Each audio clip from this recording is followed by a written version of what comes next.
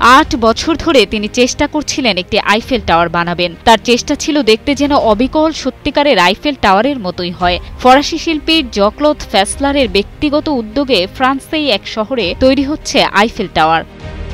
ফ্যাসলার বলেন, 2017 সালের অক্টোবরে শুরু হওয়া এই প্রকল্প এখন শেষের পথে। তাই আমি খুবই আনন্দিত ও গর্বিত। মূল আইফেল টাওয়ার 300 মিটার উঁচু। আমার তৈরি টাওয়ারটি হবে 10 ভাগের 1 ভাগ, 30 মিটার উচ্চতার। ভেনিসিয়ান লাল রং এর মূল বিশেষত্ব, যা আইফেল টাওয়ারে ব্যবহার করা হয়েছিল।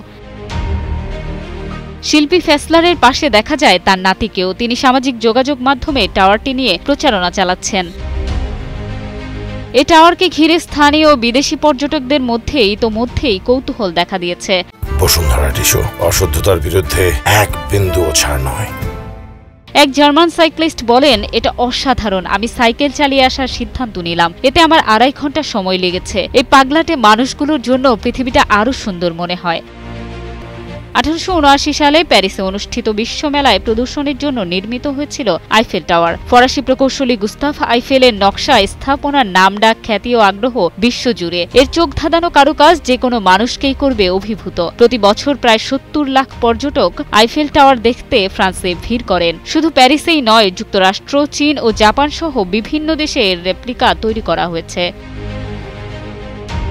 পপি অধিকারী, ইন্টারন্যাশনাল ডেস্ক, কালের কণ্ঠ।